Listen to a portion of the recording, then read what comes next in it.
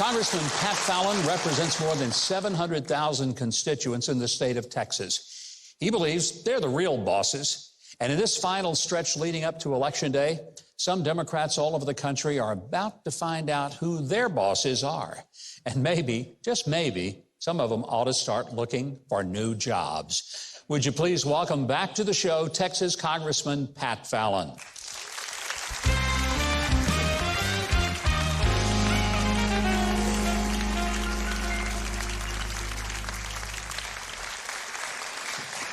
So, Pat, you are from an energy state called Texas. Yes, sir. You guys produce a lot of it. Live right next door to it, so I totally understand it. But it's a big energy state. Mm-hmm. It's huge, and it is an important part of America's prosperity. This administration has all but said we don't want to pump anything out of our own ground. How big a deal is that, not just to Texas, sure, but to the country? You know, it's really shocking because on day one, what did he do? He canceled the Keystone XL pipeline, which would have provided about 830 million barrels of oil, or I'm sorry, 830,000 barrels of oil a day to Canada and the United States. And then that first week, he said, you know what, no more permits for drilling on federal lands and waters.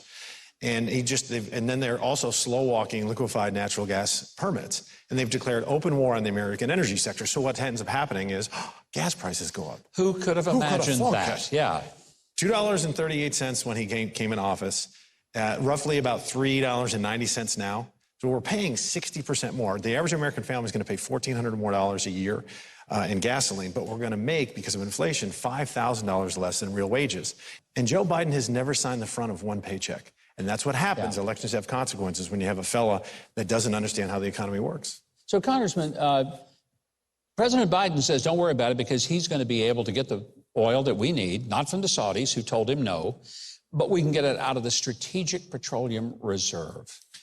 This drives me insane, Governor. Thank you for mentioning this. So under President Trump, first of all, the Strategic Petroleum Reserve was founded in 1975 for an national emergency, act of God, time of war. Yeah. Not for political expediency. So what do we see? Under President Trump, it was at 695 million barrels at its height. Today, it's at about 401 million barrels, so a 43% reduction.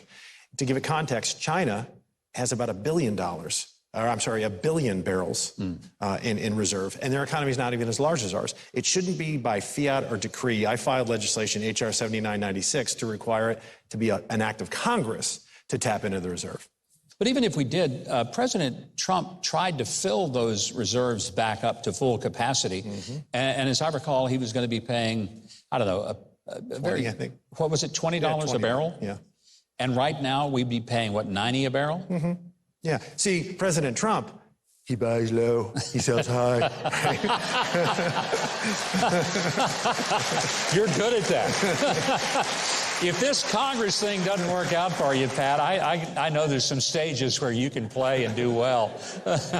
President Trump, that was out of love, by the way, just like last time. No, but, and he did it, and they were ridiculing him then. Yeah. That was a very good time to buy and fill up the stocks because, when it's at 100, 120, maybe you can sell a little bit. But it should be, Congress, the legislative branch has to exert ourselves because we're supposed to be co-equal branches of government, and the executive branch has grown. You're really out of control. Reassure me that you guys are going to actually do something and not just go, take the power, but not have it turn out like it did in the midterms under Obama, where nothing really changed. Well, you don't want Paul Boehner, or I saw Paul Boehner, John Boehner, or Paul Ryan. Kind of the same, weren't they? Yeah, that's kind of a morph. Yeah. It's like they had a baby. Yeah. I don't know what that kid's going to look like. But well, we don't want him being Speaker of the House, right. I'll put it that way. We need to be like President Reagan and like what you did when you were governor of Arkansas. You paint with bold colors, not soft pastels. Yeah. And we've told this, not only myself, but many others have talked to Kevin McCarthy and said, when you're Speaker, we have to, if we don't act boldly, we're going to lose the country. Yeah. That's really what's at stake here, and people want to see results. Now, to manage expectations, we're not going to win the White House back in 2022. Sure. So there's going to be divided government. And I do think, particularly after that Fetterman debacle, I've never seen anything like that in the no one has. decades that I've been watching this stuff, that I think we will take the Senate back as well. I bet you about 238 is going to be my number in the House. We need 218, so about 20 above. And we will, and we have to. That's why I ran for office. I was so sick and tired. That's why you ran for president. These members of Congress are almost like the Holy Roman Empire, like these little mini princes, and all they care about is their little valley. Yeah. How about the country? How about putting the country before your own political... Absolutely. Absolutely. I think every American would love to see Congress look at the big picture. Now, if they do that, they can't pass bills because Joe Biden will veto everything that the Republicans send him. But you can launch significant investigations and inquiries into things that I think every American has a right to find out, whether it's the Department of Justice and FBI corruption, whether it's did Joe Biden get a cut out of Hunter's $11 million deal with China and the Chinese Communist Party backed businesses over there. I mean, those are serious things that we know one thing. Eric Swalwell will never look at it. Neither will Adam Schiff. No. But will the Republicans? I hope you haven't eaten because I just got nauseous when you mentioned those names. But will you guys do it? Yeah, I sit on the Oversight Committee, and Jamie Comer is going to be the chair, and he's a great guy, and he does a lot of really hard lifting, heavy lifting for the American people. We're going to have a parking space outside of the Rayburn building where we meet, and it's going to say Alejandro Mayorkas. Because he's going to be in front of that committee so often. And right next to that, there's going to be Hunter Biden. Because we got to find things out. With Alejandro Mayorkas, he said, and he's the Homeland Security Director, he said and testified under oath in Congress last year that the border was secure. Yeah. The border was secure.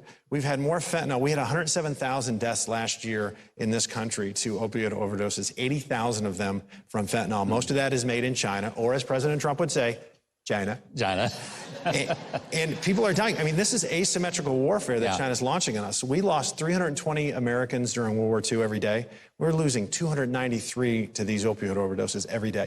And this is China's fault. We have to hold them to account. That is not a secure border. It is wide open. Yes, it is. And we have to hold Mayorkas to account. I'm glad to hear that you're going to. And Congressman, we always love having you. You get a lot said in a great amount of time. We thank you very much. I know that you want to keep up with Congressman Fallon in real time and get his newsletter. You want to know how to do that? Pretty simple. If you go to Huckabee.tv, we link you to the Congressman and how to get his newsletter. And I think you'll be enjoying when they get the majority, and you'll see him front and center on the Oversight Committee doing what they ought to be doing, a little oversight. Speaking of oversight, Keith Bilbrey has some oversight on all that we have coming on the show tonight. He is going to share